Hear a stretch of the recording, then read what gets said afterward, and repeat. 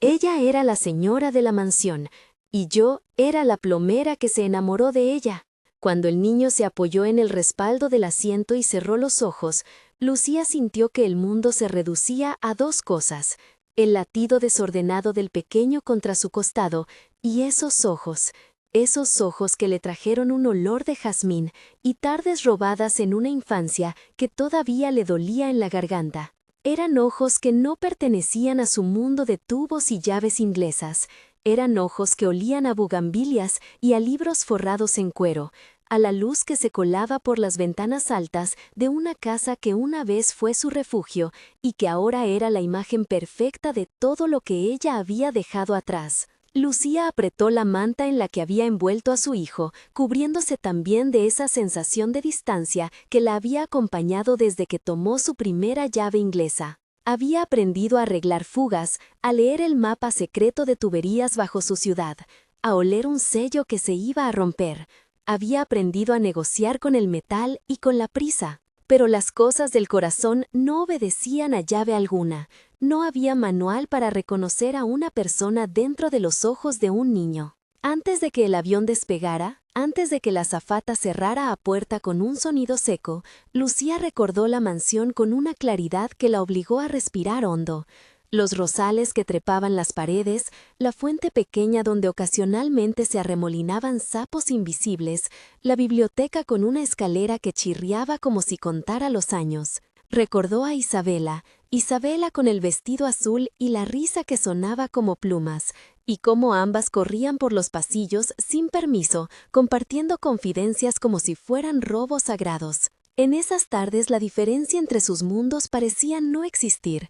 Los nombres de las flores las hermanaban. Fue así, entre jazmines y hojas de papel, que Lucía aprendió a querer sin pedir permiso. Pero hubo un día en que todo cambió.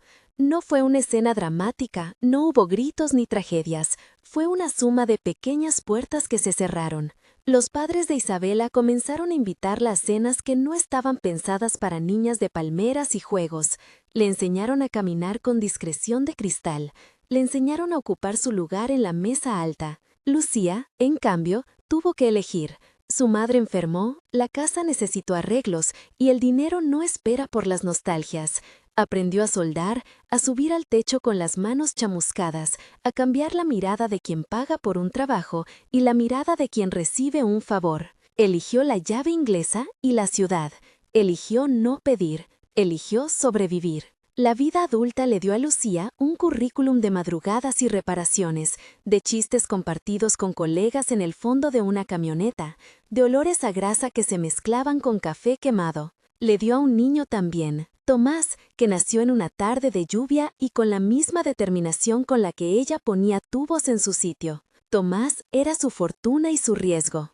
Ella aprendió a hacer malabares con horarios, con facturas y con miedos. Lo amamantó entre piezas sueltas y calentadores rotos. Le enseñó a nombrar las herramientas antes que a contar. Le enseñó que las manos podían crear orden donde había caos. El diagnóstico vino como un expediente frío, un problema respiratorio que no respondía a los controles básicos. No era una sentencia, decía el médico con manos suaves, pero sí una alerta. Tomás necesitaba una evaluación especializada, un seguimiento que la ciudad no podía garantizar. Eso significó trámites, esperas, con papeles que se perdían y llamadas a programas que parecían puertas con candados. Fue entonces cuando apareció el correo electrónico de la Fundación Puente, un programa de evaluación pediátrica internacional que, después de una selección y una serie de exámenes, ofrecía plazas para tratamientos en centros con mayores recursos. La palabra plaza se pegó como una tapa a sus esperanzas. Hubo exámenes, radiografías, una espirometría que Tomás hizo soplando con una valentía que a Lucía le rompía el pecho. Hubo entrevistas con trabajadoras sociales que le pidieron documentos como quien pide monedas. Hubo noches sin dormir, pensando en fechas de vuelo y en quién cuidaría a la abuela, y en cómo pagar el pasaje de regreso si acaso el tratamiento demoraba. Y sobre todo, hubo una sensación nueva, la posibilidad de que su hijo respirara sin que la vida se encogiera en torno a un ruido en el pecho. Mientras tanto, en la mansión, Isabela también había acumulado su propia lista de obligaciones. La vida le había convertido el apellido en un contrato. Organizaba cenas benéficas, firmaba placas en ceremonias y actuaba en conferencias sobre arte y mecenazgo. Tenía, por fuera, la sonrisa serena que se espera de una mujer que lo tiene todo. Por dentro, un hueco que a veces las cortinas del salón no alcanzaban a tapar. Siempre había pensado en Lucía como la otra mitad de una tarde perfecta, la que venía a desafiar lo previsto, pero los años le habían enseñado a esconder las grietas bajo encanto y buenos modales. Su vida transcurría entre arreglos de imagen y pequeñas rebeliones secretas, un libro sustraído de la biblioteca, una canción que cantaba solas en la cocina, la insistente sensación de que algo real se escapaba cada vez que cerraba la puerta de su cuarto. El programa de la Fundación Puente pactó un vuelo, un itinerario y la aceptación. Les asignaron una plaza para evaluación en un hospital especializado en el extranjero. Les indicaron una fecha, un boleto y un número de contacto que olía a burocracia y esperanza. Lucía consiguió un permiso en el trabajo, 2 días, quizá 3, y con una mochila donde metió lo esencial, subió al aeropuerto con Tomás dormido en su pecho y una mezcla de sueños y miedos que le apretaban la garganta. El primer bloque de la historia cede a una pausa breve y necesaria. Quédate hasta el final para ver cómo termina este reencuentro y por qué un viaje puede cambiarlo todo. Si te está conmoviendo la historia, suscríbete. Hay mucho por venir. El avión era una caja de ruidos que a Lucía le resultaban extraños. Voces en distintos tonos, anuncios que parecían latas vacías, equipajes que golpeaban como pequeños dramas en el compartimento superior. Ella había comprado los asientos más económicos que la fundación ofrecía. No había espacio para lujos. Tomás, sin embargo, dormía como si el avión fuera un nido. Cuando se acomodó junto a la ventana, quiso no mirar, pero el cuerpo tiene memoria de los lugares. El olor de la piel al lado la devolvió a un verano en el que la brisa del jardín de la mansión traía promesas. Isabela entró por el pasillo como entra la gente que conoce todas las escaleras de su mundo, con firmeza y sin extraños tropiezos. Su asiento estaba 2 filas adelante. Llevaba un abrigo color marfil que se aferraba a su figura con la elegancia de quien sabe vestir para una función pública, y en su mano un libro con las orillas marcadas por un uso reciente. Tenía el pelo recogido de modo que la nuca quedara descubierta. La luz del avión dibujó una hilera de polvo sobre su hombro, y Lucía pensó, sin querer, en la luz de la biblioteca que alguna vez las vio esconderse. Cuando Isabela pasó por su fila, le sonrió sin reconocer del todo, o tal vez la reconoció de una manera que las palabras no podían sostener. Era la clase de sonrisa que puede confundir, amable, protocolaria y con una punta de algo que se niega a nombrar. Lucía desvió la mirada, sintiendo la lengua del recuerdo pegada al paladar. Siempre fue más fácil levantar una llave que admitir un pasado que todavía palpita. La convivencia en el aire tuvo pequeñas fisuras que la hicieron más densa. En el compartimento de mano cayó una caja con folletos de la fundación. Un anciano perdió su bastón y varios murmullos se mezclaron en un instante de caos mínimo. Fue entonces que Tomás se despertó, con los ojos buscando un lugar para anclarse. Cuando miró hacia adelante, sus pupilas se iluminaron con un brillo que a Lucía la dejó sin aire. Se volvió hacia Isabela, a esa figura que le había costado nombrar, y lo hizo con una confianza que solo los niños pueden permitirse. Miró a Isabela como quien reconoce un rostro dentro de un sueño antiguo. Lucía lo sintió como un golpe, no por celos, no era el tipo de sentimiento que cabía en un avión a mitad de la noche, sino por la súbita claridad del vínculo. Tomás tenía los mismos rasgos finos que recordaban Isabela, la curva de las cejas, la forma de la boca cuando sonreía distraído, y esos ojos, los mismos ojos que la habían hecho jurar promesas infantiles sin saber todavía de qué estaban hechas las promesas. Isabela, por su parte, no se contuvo. Fue un reflejo sencillo. Bajó la cabeza, sus dedos rozaron el respaldar del asiento y por un segundo su rostro mostró algo que la etiqueta no permitía. Había una tormenta debajo de su compostura. Para un momento la mente de Isabela viajó a tardes largas, a un secreto que la había acompañado como una sombra amiga. Luego volvió la mirada hacia el niño, y en esa mirada hubo asombro, reconocimiento y una punzada de culpa que se le notó en las manos. No fue una conversación, al principio, fueron miradas que se entrelazaron como tuberías que vuelven a encontrar su conducción después de años. Lucía sintió que alguien abría una llave en su interior, algo que había estado cerrado, listo para filtrarse. Podría haber sido peligroso, o podría ser esa válvula que permite que el agua corra otra vez. El avión vibraba y ellos se sostenían sin tocarse. Entonces, el primer susto verdadero. Un carraspeo rápido, un aliento entrecortado de Tomás que no había sentido antes, una respiración que se volvió áspera. Lucía, como si tuviera un manual secreto en la cabeza, se inclinó, puso la mano en el pecho del niño y escuchó ese ruido que se enreda en el pecho de una madre cuando algo no está bien. Las pequeñas señas del avión se convirtieron en un telón de fondo. Lo que importaba era cómo el cuerpo del niño perdía su ritmo. La azafata, al verla inquieta, se acercó con profesionalidad y calma. Trajo consigo una bolsa de desinfectante, una sonrisa ensayada y la lista de protocolos. Un hombre joven que viajaba en el pasillo se ofreció. Era médico, dijo, y tenía la mirada de quien no puede ignorar la urgencia. Le pidieron a Lucía un breve historial, la que ella recitó con la precisión de un relojero. Diagnóstico preliminar, medicaciones, episodios anteriores. La Fundación Puente, explicó Lucía, había gestionado el viaje y el hospital destino estaba avisado. Isabela observó en silencio, como si midiera cada movimiento con la prudencia de quien siempre ha vivido a la intemperie del juicio público. No habló hasta que el médico le hizo una pregunta directa sobre alergias y antecedentes familiares. Entonces, sin preámbulos, dijo el nombre de la madre, Lucía. Había una confesión en esa sola palabra. No necesitaba explicar, la habitación de aire reciclado ya sabía el resto. Sus dedos buscaron los de Lucía, y durante un instante las manos de ambas se encontraron sobre la manta donde Tomás luchaba por acomodarse el pecho. En el breve roce hubo una historia entera, promesas olvidadas, épocas de pan y raspaduras, fiestas en el jardín bajo la luna y silencios impuestos por mesas grandes. La proximidad fue una llama que a nadie, en aquel estrecho pasillo aéreo, le importó apagar. La azafata pidió calma, el médico indicó medidas temporales. Nebulizaciones, posiciones que abrieran las vías, una mascarilla pequeña que prometía alivio a dosis controladas. El corazón de Lucía se aceleró en paralelo con el motor del avión. Ni Isabela ni Lucía pensaron en lo que la gente pudiera decir. Estaban lidiando con algo que superaba las convenciones. Isabela, con una voz baja que costaba oír incluso para la que estaba más cerca, preguntó si podría ayudar de alguna manera.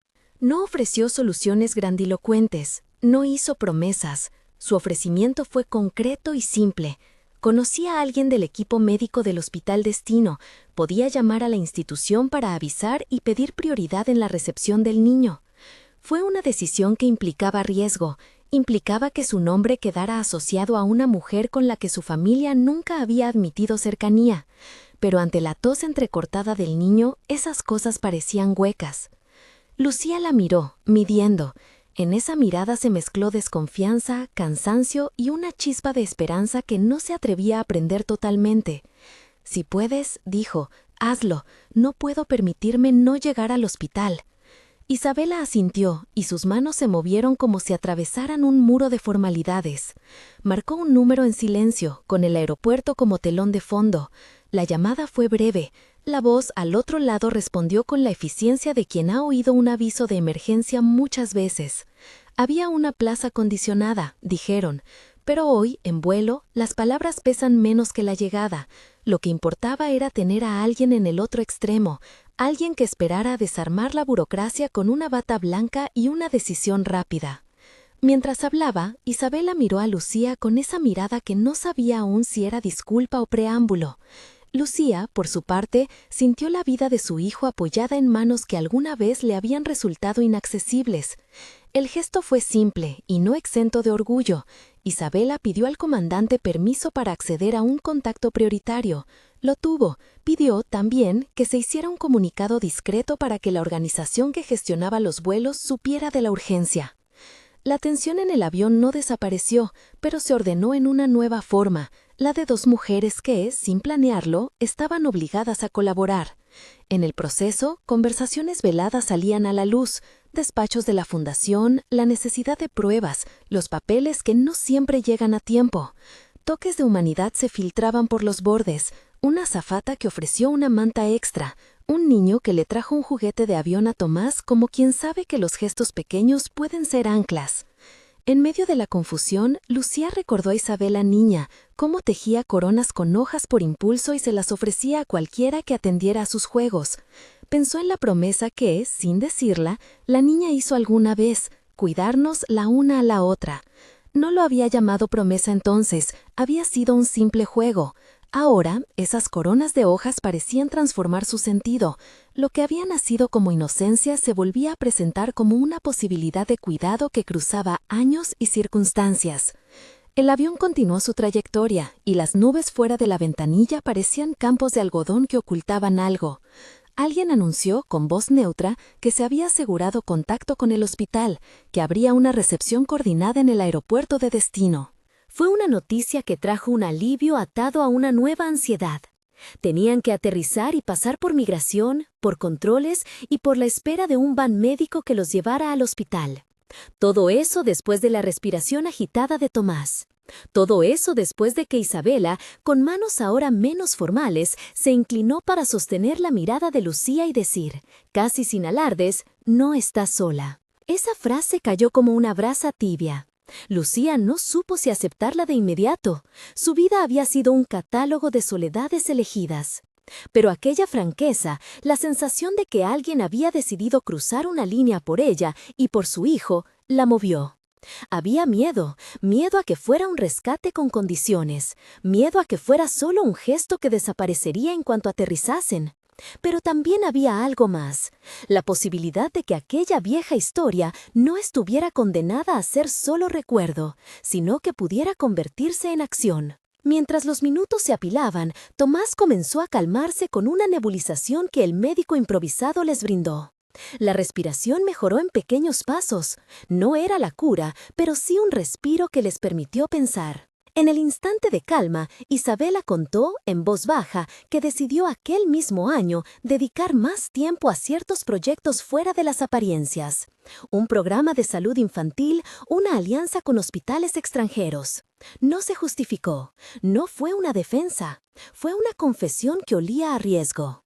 Lucía la escuchó y, por primera vez en años, sintió que el pasado podía ser un mapa en vez de una prisión. Pero también sabía que la mansión no sería fácil de cruzar. La familia de Isabela tenía sus propias reglas, y los vínculos que tejían sus deberes podrían llegar a estrangular cualquier intento de libertad. Lucía pensó en las mesas largas, en las reuniones en las que su nombre no tenía cabida, en la mirada invisible que te decía dónde poner tus manos. Nada de eso parecía sencillo de romper. Aún así, la incertidumbre era una puerta abierta. A veces, la gente arreglaba tuberías rotas y encontraba, al final, otro paisaje. Al aproximarse el aterrizaje, los motores zumbaban como un latido que amenazaba con acelerar el ritmo de todo. Había llamadas hechas, promesas susurradas y un plan aún por materializar. Isabela sostuvo la mano de Lucía un segundo más antes de que las luces se apagaran para el aterrizaje. Y en esa presión hubo un acuerdo tácito. A partir de ahora, el cuidado de Tomás ya no sería solo responsabilidad de la mujer con la llave inglesa. El apoyo venía de una mano que un día supo hacer coronas con hojas. Pero los acuerdos tácitos necesitan pruebas más allá del impulso. El avión descendía, las nubes se abrían y la ciudad de llegada apareció como un tablero de luces. Ninguna de las dos habló de lo que vendría exactamente. La familia de Isabela, la posibilidad de que todo se rompiera en cuanto las puertas se abrieran, o la complejidad de mezclar nombres y expectativas en una sola historia. Había, sin embargo, una certeza. Algo había cambiado en aquel pasillo de aire reciclado y ya no era posible volver a las antiguas posiciones sin enfrentar las consecuencias. Al bajar de la escalinata, con el corazón todavía acelerado por el susto reciente, ambas mujeres se encontraron con miradas curiosas y con la discreción de la gente que entiende que hay urgencias que no son espectáculo. La Fundación Puente esperaba, y un vehículo médico se adelantó para llevarlos al hospital.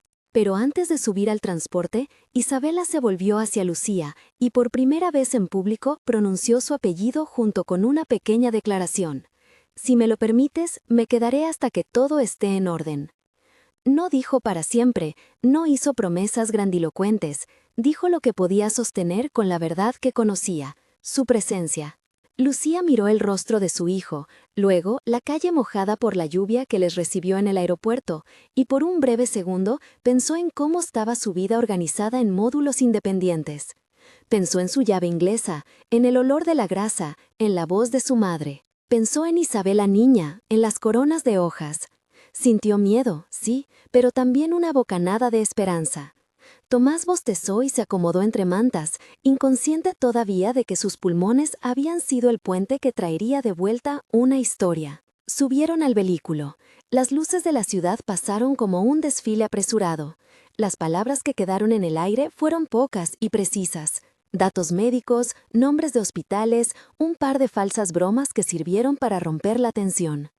En el asiento trasero, Lucía miró de reojo a Isabela y se preguntó, ¿cuánto de esa promesa recién pronunciada sería capaz de sostener la mujer que había pasado la vida aprendiendo a callar? Cuando el vehículo frenó frente al hospital, una puerta se abrió para recibirlos. Faroles, batas, voces en una mezcla de idiomas. La puerta se convirtió en un umbral real, del avión a la ciudad, de la incertidumbre a la posibilidad de un diagnóstico que, sí, podía ser complejo, pero era una opción. Ambos mundos, por primera vez en años, colisionaban con la urgencia de la salud de un niño. En la sala de espera, bajo luces que olían a antisepsia, Lucía sintió que el pasado y el presente se miraban. Isabela ofreció un gesto medido, pidió privacidad y habló con el personal con la autoridad de quien siempre ha sido escuchada en ciertas mesas. Lucía, al ver esa autoridad puesta al servicio de su hijo, sintió que la promesa que se hizo en un pasillo de la mansión volvía con una fuerza tangible. Aún así, mientras los primeros exámenes comenzaban, una parte de ella permaneció alerta. La aceptación habría de ganarse, y los ojos de la familia de Isabela, cuando supieran, podían ser fríos como el metal de una tubería expuesta. La primera serie de pruebas no dio una respuesta inmediata. Sí dio indicios, infecciones previas, episodios que habían dejado cicatrices en los pulmones de Tomás, necesidad de un plan terapéutico y citas con especialistas. No era una bala de plata, era un camino. Isabela se mantuvo cerca, sin exhibicionismos, con la discreción que aprendió a cultivar entre mesas altas. Lucía, a su vez, sostuvo su mano y en la presión notó que no era un favor gratuito, era algo más complejo, una política del corazón que ya no podía ser ignorada. Esa noche, cuando el hospital guardó una calma de reloj, Lucía se quedó despierta leyendo los papeles que le dieron. Las palabras eran técnicas y aún así, entre líneas, había esperanza. Isabela permaneció en una silla cercana, apoyada sobre un abrigo que olía a nafta y a té. Dormía con la respiración controlada, como quien no quiere despertar a un mundo que aún no ha decidido si será generoso. Lucía la observó y, sin darte cuenta, se permitió recordar otra vez las tardes de coronas de hoja y risas. Pensó en la costura de su propia vida, trabajo, responsabilidades, soledades. Pensó también que el amor, cuando aparece, no siempre pide permiso, a veces empuja puertas. La historia no estaba cerrada, había promesas, papeles, pasos médicos, una familia que tendría que escucharlas y, sobre todo, la necesidad de tomar decisiones que no eran sencillas. Por primera vez en años, Lucía se permitió soñar con una casa donde las bugambilias volvieran a mezclarse con el olor del aceite de motor, donde el jardín fuera testigo de una nueva alianza. Pero esos sueños debían construirse con acciones, con la insistencia de Isabela ante su familia, con la aceptación de Lucía de permitir otra mano en la crianza de Tomás, con el trabajo de médicos y de la fundación. Al final de la primera noche en el hospital, mientras las luces de emergencia parpadeaban y la ciudad respiraba a su propio ritmo, Lucía se inclinó sobre la cama del niño, le besó la frente y por primera vez en mucho tiempo pronunció en voz baja una oración pequeña y personal que no pedía milagros, solo fuerza para los pasos venideros. Isabela despertó y escuchó.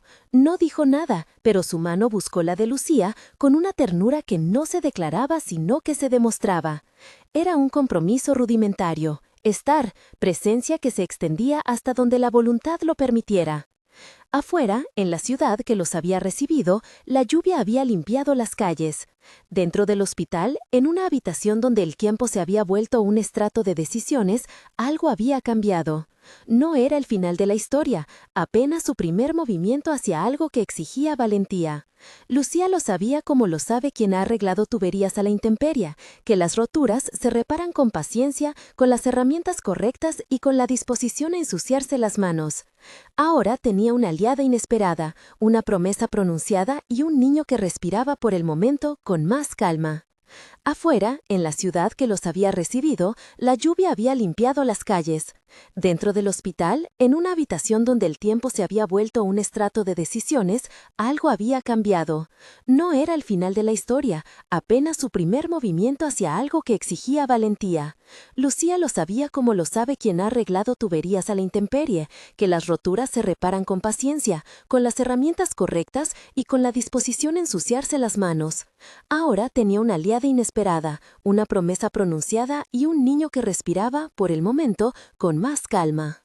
Cuando cerró los ojos, Lucía no pudo evitar sentir que la mansión, con sus rosales y su biblioteca, no había sido una casa en la que vivió solamente otra persona. Había sido también el lugar donde aprendió lo que el corazón podía exigir. Y ahora, en su vida de las llaves y de los contratos, esa lección volvía como una ola que empuja y, a la vez, sostiene. La noche se desgranó en silencios y pequeñas certezas, que habría dificultades con la familia de Isabela, que los exámenes tardarían, que el plan exigiría recursos, enfrentamientos y, quizá, escasas concesiones. Pero en el corazón de la incertidumbre se abría una opción: cambiar la manera de cuidar, de amar y de nominar lo que ambos llaman hogar. La mañana siguiente traería consultas con especialistas, conversaciones con la Fundación Puente y llamados difíciles a hacer. Traería, sobre todo, la necesidad de decidir si la promesa de una mano amiga se convertiría en algo más que una ayuda puntual, si Isabela estaría dispuesta a desafiar su propio mundo por la mujer que había sido su amiga y su secreto. Lucía, por su parte, debía decidir si podía aceptar esa ayuda sin perder su autonomía ni el orgullo que la había sostenido por tanto tiempo. Salieron del hospital con pasos cautelosos y una carpeta llena de informes. El camino a la mansión, a la casa que Isabela llamó hogar, estaba por recorrer. Las decisiones se acercaban como puertas que iban a abrirse. Ninguna certidumbre, solo la certeza de que algo había comenzado a moverse y que obligaría a las dos a enfrentarse a sus propios miedos. El viaje no había terminado, fue solo el inicio de una historia donde las manos sucias y las manos aceitados por la seda se encontrarían, no para borrar el pasado, sino para construir algo nuevo. El jardín esperaba, con sus bugambillas y su promesa antigua, como testigo de lo que vendría. Y en el fondo, en la intersección de dos vidas que solían no tocarse, había una pregunta sin respuesta: ¿qué tan lejos estarían dispuestas a llegar por amor? El motor del vehículo rugió y, por un momento, Lucía sintió que su corazón latía al ritmo de la ciudad que se abría ante ellas. Había miedo, sí, había orgullo y conservadurismo por enfrentar. Había, también, una intimidad naciente que pedía cuidados y honestidad.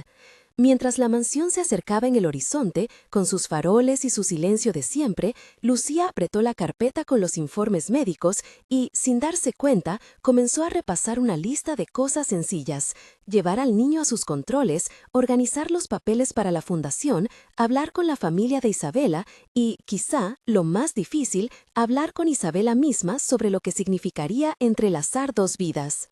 La puerta de la mansión se abrió con un susurro que parecía medir la presencia de Lucía y su carpeta bajo el brazo. El jardín estaba en su momento más silencioso. Los rosales contenían la lluvia en sus pétalos y la bugambilla trepaba como si quisiera alcanzar el cielo que siempre pareció más fácil para otros. Lucía notó la ausencia de la risa que tantas veces la acompañó de niña. Había, en su lugar, el paso medido de los guardias y la velocidad contenida de quienes entienden ese código de miradas. Isabela la condujo por el hall, donde los ecos de la biblioteca se filtraban como una promesa antigua. Todo en la casa olía a cera y a cosas pulidas. La luz golpeaba los lomos de los libros y dejaba pequeñas franjas de oro. No hubo palabras innecesarias hasta que entraron en un comedor amplio que apenas podía sostener la atención. Al fondo, la mesa larga esperaba con su protocolo, un mantel impecable, cubiertos que reflejaban la decisión que estaba por tomarse. Don Arturo la recibió con la misma postura de siempre, la que ocupaba un líder de linaje que no tolera sorpresas. Tenía la frente marcada por finas líneas que habían aprendido a medir la economía de la reputación. A su lado, Mercedes, la madre de Isabela, mantenía la serenidad de quien riega expectativas con cuidado. Sus primeras palabras fueron un saludo revestido de cortesía, y el segundo fue una pregunta contenida. ¿Qué trae usted a la casa en nombre de la fundación? Lucía desplegó la carpeta con la sensación de quien muestra las herramientas con que ha vivido. Había informes médicos, cartas de la Fundación Puente, fechas de citas, una lista de medicamentos y un plan propuesto por el hospital. Le bastó una mirada a don Arturo para entender que su presencia allí rompía una regla no escrita. Las personas que habían salido de la mansión no volvían a pisarla como si fueran iguales a quienes nunca la abandonaron. La diferencia era un sillón vacío en el que nadie quería sentarse. Isabela no esperó a que el silencio se convirtiera en juicio. Con la calma que le había costado ganar, habló. Contó los hechos sin adornos, el diagnóstico de Tomás, la evaluación inicial, la necesidad de un seguimiento continuo. Explicó lo que había organizado con la fundación, traslados, citas, costos estimados y dejó claro algo que para ella no admitía medias tintas. No vine a pedir un favor, vine a ofrecer una atención que este niño necesita y a reclamar la responsabilidad que siento. Su voz no era un desafío, era un acto de decisión. Don Arturo inclinó el rostro, como quien pesa nombres y consecuencias. Sus palabras fueron medidas. Isabela, tú sabes cómo se ven estas cosas ante la prensa. Tu nombre, nuestro apellido. No terminó la oración, no hacía falta. Mercedes añadió, con la suavidad de quien aprende a tejer consenso en veladas largas, que la familia debía proteger su imagen. Había un temor implícito, que la vinculación con una mujer que no pertenecía a la casa, que además viajara y pidiera recursos, pudiera convertirse en escándalo. Isabela respiró hondo y miró a su madre, primero, a su padre después y luego a Lucía. Con una certeza que no buscaba la aprobación, dijo: «Este no es un problema de imagen, es un problema humano. Tomás necesita tratamiento ahora. Puedo usar mis contactos, mis recursos y la visibilidad que tengo para asegurar su atención, y lo haré. Si eso implica riesgos para la familia, los asumiré. No voy a permitir que la vida de un niño dependa del miedo a lo que diga un titular». La habitación se llenó de un silencio que fue más denso que cualquier reproche. Don Arturo, con la mezcla de orgullo y amenaza que lo animaba, habló con una voz baja. «Isabela, piensa en las consecuencias. No todo se arregla con declaraciones públicas». Pero Isabela ya había decidido. No quería que el silencio se convirtiera en cómplice. No aquella vez. Las negociaciones que siguieron no fueron un teatro, fueron una serie de pequeños pasos donde se pusieron sobre la mesa condiciones. Isabela propuso una estrategia concreta: abrir una línea de trabajo vinculada a la salud infantil que la Fundación de la Familia podía patrocinar, involucrar a socios médicos que ya conocía y poner especial atención en la continuidad del tratamiento de Tomás. Incluso habló de un presupuesto y de nombres de especialistas. No pedía la ruina de la casa, pedía responsabilidad. Don Arturo cedió en apariencia, no sin antes recordar que la reputación se cuida con cautela. Aceptó que la familia colaborara, pero pidió discreción. Isabela, en respuesta, reclamó algo más: que Lucía no fuera tratada como receptora de caridad, sino como parte activa de un proyecto. Quería que su amiga tuviera voz y trabajo si decidía aceptarlo. Fue una decisión que no convirtió la ayuda en dádiva, la transformó en colaboración. Para Isabela, esa igualdad era clave. Lucía dudó una fracción de segundo. Había vivido la dignidad como un acto de resistencia. Aceptar ayuda casi siempre venía acompañado de una deuda invisible. No quería que su hijo, ni ella misma, se convirtieran en moneda de cambio. Por eso pidió garantías. Quería contratos claros, horarios, y que la oferta incluyera una formación que le permitiera, si así lo deseaba, llevar adelante un programa propio en el barrio. No quería que su nombre fuese solo la historia de la casa contada por fuera, sino que su experiencia, las madrugadas arreglando tuberías, la relación con la comunidad, se convirtiera en herramienta para otros. Isabela sonrió con esa mezcla de ternura y determinación que la había acompañado desde niñas. «Quiero que seas socia en esto», dijo, «no una beneficiaria. Quiero que esto te devuelva algo que te pertenezca, tu tiempo, tu dignidad y la posibilidad de que no vuelvas a elegir entre respirar y pagar una factura». La propuesta no fue celebrada con fanfarrias, fue sellada con gestos y papeles, con la lentitud de quien aprende a construir un puente. Se firmaron acuerdos, se enviaron correos, se hablaron con el equipo de la Fundación Puente para coordinar los pagos del tratamiento y se organizó un calendario de terapias. Había burocracia, sí, pero también voluntad. Esa combinación, en aquel momento, tuvo la fuerza de un remedio. En los días que siguieron, el hospital se convirtió en lugar habitual de la casa de Lucía. Las terapias vinieron acompañadas de explicaciones, ejercicios respiratorios, seguimiento con neumología pediátrica, citas con terapia ocupacional para que Tomás desarrollara resistencia.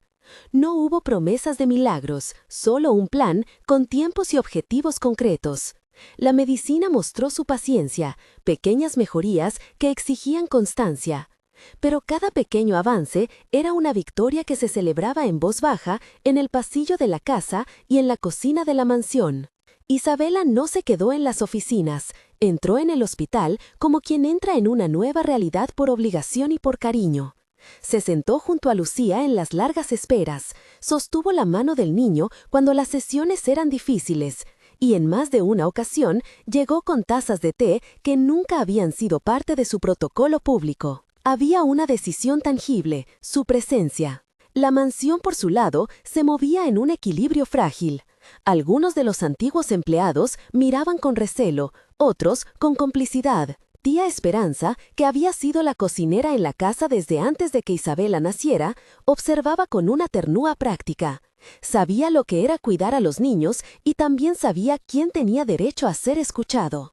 Fue ella, en más de una ocasión, quien tendió una mano a Lucía en los momentos en que la burocracia se hacía pesada. Tía Esperanza no creyó en discursos, creyó en acciones. Cocinó una sopa que caló el frío de una noche de espera. Dejó un cuarto listo para Lucía y Tomás y organizó que la gente de servicio tratara a Lucía no como invitada, sino como parte de la casa. La familia, sin embargo, no se resignó a un tranquilo entendimiento. Hubo miradas duras en los pasillos, susurros en los salones y alguna declaración que buscó convertir el asunto en rumor. En una ocasión, un miembro de la Junta, hombre de negocios que veía la filantropía con ojos de inversión, sugirió que la ayuda se comunicara de manera que no afectara la imagen institucional. Isabela escuchó y luego dijo algo que sorprendió. «No voy a ocultar a las personas a las que ayudo. Mi responsabilidad es con las vidas, no con la estética». Fue una pequeña revolución en voz baja. La prensa comenzó a posar un ojo curioso en la casa cuando Isabela, sin hacer un anuncio estridente, organizó una jornada de salud en la que se invitó a médicos del hospital, a ONGs locales y a líderes comunitarios. No hubo una conferencia de prensa grandilocuente, hubo un acto sencillo en el jardín, con carpas, con mesas informativas, con talleres de higiene y demostraciones de respiración para niños. La gente del barrio asistió y la mansión se llenó de voces que no solían mezclarse con su silencio. Lucía estuvo al frente de una de las mesas. Habló de agua, de tuberías seguras, de limpieza para evitar infecciones respiratorias. Por primera vez, su trabajo tenía una plataforma que no la despojaba de su identidad, sino que la validaba. El acto fue una bisagra. Las fotografías mostraron a Isabela arremangada junto a Lucía en una escena que, para muchos, fue una sorpresa. La dama con las manos a la obra, no por pose, sino por convicción. Las imágenes circularon y ayudaron a cambiar la narrativa.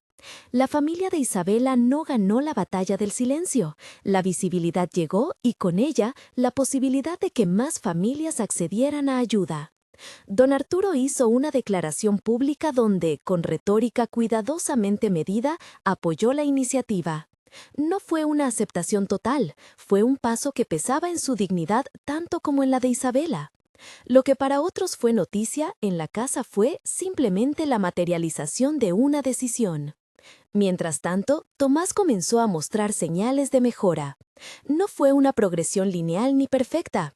Hubo noches largas, regresos al hospital, ajustes de medicación y sesiones de terapia que demandaban paciencia.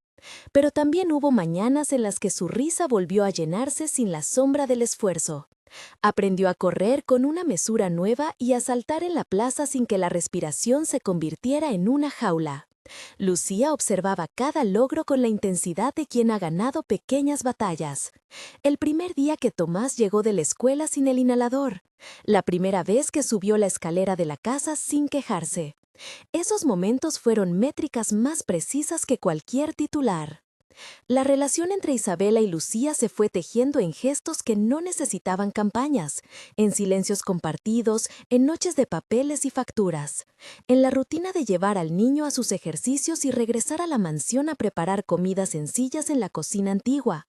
No hubo grandes escenas románticas, pero sí una cercanía que se declaró en actos cotidianos. Un abrigo prestado en la lluvia, una mano que aprieta la otra cuando llega la ansiedad, una charla hasta tarde sobre los miedos de cada una. Hubo también una escena que rompió con el protocolo. Una tarde, Isabela apareció con las mangas remangadas y pidió aprender a arreglar un filtro del jardín. No lo hizo por exhibición, lo hizo porque quería entender el trabajo que Lucía hacía y porque quería compartir herramientas en lugar de ya solo recursos. Sus manos, que pocas veces habían estado impregnadas de grasa, aprendieron a sentir el metal caliente y a respetar la suciedad como prueba de esfuerzo. Lucía, por su parte, le mostró a Isabela el taller donde guardaba sus herramientas. Le enseñó las marcas en una llave inglesa que contaban historias de arreglos nocturnos. Fue una enseñanza que tenía algo de intimidad. En ese cofre de metales y tuercas, Isabela reconoció la dignidad del oficio y tuercas y comenzó a comprender que la igualdad que proponía no se trataba de reemplazar, sino de sumar. Pero no todo fue un avance apacible. Hubo un momento de crisis cuando, en una reunión de la Junta de la Fundación, alguien sugirió limitar las iniciativas por miedo a la exposición pública. Fue una habitación donde los argumentos fueron fríos y calculados, donde se habló de fondos y de métricas. Isabela explotó en una voz que no era la de las conferencias suaves. Dijo que no aceptaría que la vida de los más vulnerables se midiera en cláusulas de protección de marca. Lucía oyó esa frase y comprendió que Isabela había decidido arriesgar su estabilidad por algo mayor. Fue un acto que la conmovió y la intimidó a partes iguales. La confrontación con la familia llegó a su punto crítico cuando don Arturo organizó una cena en la que esperaba hablar con la prensa local sobre la continuidad de los aportes de la casa a la salud pública. Pensó que, con un discurso medido, podría recuperar control. Isabela sabía que la situación exigía claridad. Fue a la cena dispuesta a hablar delante de quienes jamás querrían que su nombre se mezclara con el de una mujer que había dejado la casa para vivir su oficio en la ciudad. Frente a la mesa larga, con las velas encendidas y la familia reunida, Isabela tomó la palabra, no para declarar guerra, sino para nombrar aquello que ya había puesto en marcha, la puesta en marcha del programa de salud, los fondos asignados y, sobre todo, la necesidad de que la comunidad viera que ayudar era más que una acción puntual. Habló también públicamente de Lucía y de Tomás, de cómo la dignidad y la colaboración podían ser ejemplo. Fue un gesto que dejó un murmullo entre los presentes. Don Arturo, que esperaba una rendición de formato, se encontró frente a una decisión. O se alineaba con la visibilidad que pudiera incomodarlo, o se quedaba fuera de una historia que estaba cambiando el rumbo de muchas vidas. La ruptura fue parcial, no todos se sumaron con entusiasmo, pero hubo voces que comenzaron a apoyarla. Amigos de Isabela en el mundo del arte, colegas de la fundación y profesionales médicos que habían trabajado en el hospital público respaldaron el proyecto.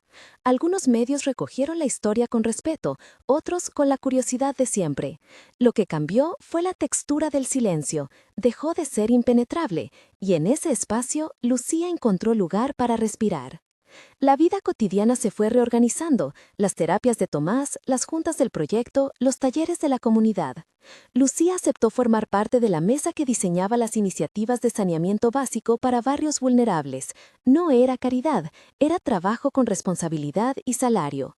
Para Lucía, aquello no fue solo un alivio económico, fue un reconocimiento público de su saber. Para Isabela, fue la concesión de construir algo conjunto.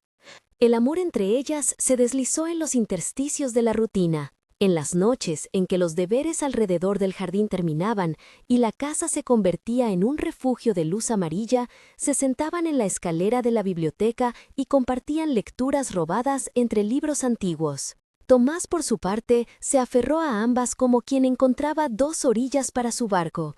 No había rechazo, solo una nueva patria construida con manos que aprendían día a día a sostenerse. Hubo un episodio que condensó el cambio social que ambas intentaban impulsar.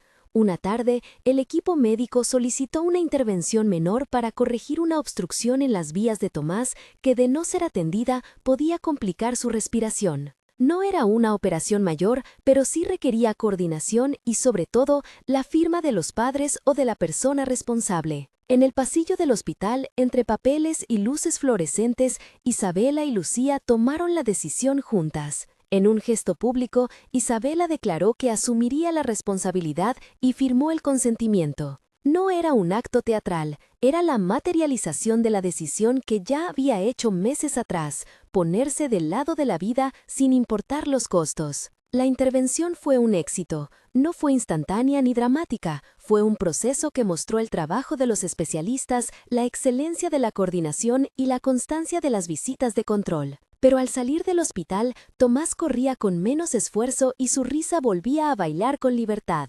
Esa recuperación no borró los miedos, pero alivió los peores temores. Para don Arturo, ver al niño correr por la casa, las manos llenas de barro y sin dificultad, fue un golpe que derritió algo de su rigidez. No se trataba ya de discursos, sino de realidades palpables. La reconciliación con algunos miembros de la familia también fue paulatina. No hubo un acto único que lo solucionara todo. En una tarde de verano, cuando la casa se llenó de vecinos y amigos para celebrar la recuperación de Tomás con una comida sencilla en el jardín, don Arturo se acercó a Lucía. No dijo disculpas grandiosas, no pronunció palabras que pretendieran absolverlo de lo que no había hecho.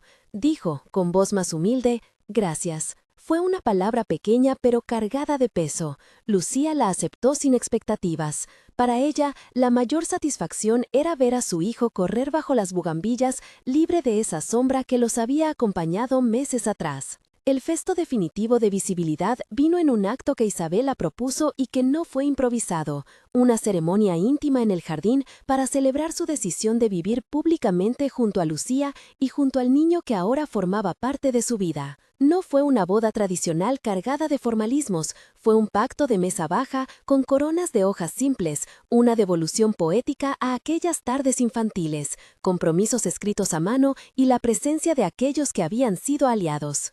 El invitado de honor fue Tomás, que llevó, con orgullo, una pequeña piedra que había encontrado en la plaza y que quiso entregar como símbolo de su coraje.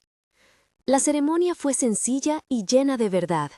Isabela tomó la mano de Lucía y ante la gente que importaba, tía Esperanza, algunos colegas, amigos y no pocos profesionales médicos, pronunció unas palabras que parecían talladas con la misma madera del jardín. Hace años aprendí a caminar por salas llenas de expectativas. Hoy, alzando la vista, elijo a quien quiero a mi lado. Elijo la responsabilidad y el amor como acción pública. No es un acto de rebeldía por rebeldía, es un acto de lealtad. Lucía, con las manos aún marcadas por la grasa y con la sonrisa suave que la caracterizaba, respondió que su vida había sido tejida con decisiones difíciles y que, finalmente, elegía confiar en alguien que ya había mostrado con hechos que su palabra valía tanto como su apellido. Hubo quienes no vinieron. No todos los vínculos se rehacen con facilidad, pero quienes asistieron trajeron consigo el calor que marca un comienzo. Don Arturo observó desde un banco un tramo de la ceremonia y, por primera vez en años, no controló la escena. Le quedó la opción de mirar y de aceptar. Algunos lo hicieron y otros no. La comunidad, en cambio, celebró. El jardín se llenó de voces que no conocían de privilegios, sino de alegrías comunes. La vida después continuó siendo trabajo. Lucía tomó el cargo que le ofrecieron con profesionalidad: gestionar un programa de saneamiento con la fundación, coordinar brigadas de reparación en barrios vulnerables y formar a jóvenes en oficios que les permitieran dignidad laboral. No fue un ascenso que la cambiara de clase, fue el reconocimiento de su capacidad. Isabela, por su lado, aprendió a convivir con la exposición que su elección implicaba. Sufrió críticas y recibió aplausos, pero, sobre todo, aprendió a sostener un hogar que ya no tenía las paredes intactas de antes, sino la calidez de la vida compartida. Tomás, que creció con la certeza de ser amado por dos mujeres que habían decidido luchar por él, llevó el efecto de esa decisión a la escuela. Su presencia se volvió una historia que, más que un titular, fue una certeza en la comunidad: que los puentes se construyan con manos dispuestas. Hubo días de terapia todavía, hubo visitas de control, pero también hubo mañanas en que el jardín de la mansión se convirtió en una plaza donde niños del barrio corrían y jugaban, donde la mezcla de risas se parecía a una tradición nueva. Con el tiempo, la fundación lanzó una campaña de salud respiratoria para niños en la que Lucía fue protagonista, no como una anécdota, sino como experta. Las brigadas arreglaban filtros, enseñaban a detectar señales de alerta y repartían material informativo. La iniciativa fue replicada en otras zonas y, lo más importante, abrió posibilidades para muchas familias que antes no sabían a dónde mirar. No hubo fanfarria, sino cifras que cambiaban vidas: reducción de ingresos por urgencias respiratorias, mayor seguimiento y, sobre todo, una conciencia comunitaria que se fortalecía. La mansión cambió también en su interior. La biblioteca seguía con sus lomos dorados, pero ahora, en la esquina que alguna vez fue silenciosa, había juguetos guardados, una bicicleta apoyada y una mesa donde se reunían los que ya no se sentían distintos. Las bugambilias crecían con más alegría, como si supieran que el jardín era testigo de una nueva cura, la que no se prescribe con medicamentos, sino con decisiones. Una noche, bajo la luz de luna que siempre había hace brillar el follaje de los rosales, Lucía y Isabela se sentaron en la escalera de la biblioteca. A su lado, Tomás dormía con la certeza de que mañana habría juegos y personas que lo cuidaban. Las dos mujeres hablaron sin necesidad de altisonancias. Recordaron las coronas de hoja, las tardecitas robadas, los silencios de infancia. No hablaron de promesas grandilocuentes, hablaron de pasos concretos por venir, las clases que Lucía daría en el barrio, la continuidad de las brigadas, la manera en que protegerían a Tomás. Fue un diálogo de manos enlazadas y miradas que sabían leer la historia de la otra. Al final, la historia que inició con el aire de un avión y unos ojos que volvieron del pasado, se convirtió en algo que iba más allá de ellas: una familia elegida que quedó abierta a la comunidad, un proyecto que cambió la manera de ver la ayuda, y la certeza de que el amor, para ser auténtico, debe traducirse en actos. No fue fácil, no fue perfecto, pero funcionó como una cuerda firme donde colgar los días difíciles. Y en la mansión, los rosales volvieron a ser testigos no de secretos guardados, sino de promesas cumplidas. En el jardín, el murmullo de los niños jugando se mezcló con la música lejana de una radia. Tomás, con la sonrisa franca de quien sabe que la vida es un tiempo para correr, saltaba entre las sombras y los haces de luz.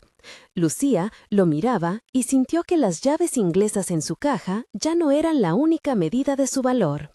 Isabela, al lado, frotaba las manos con tierra después de plantar unos rosales nuevos. No estaban impecables, estaban vivas.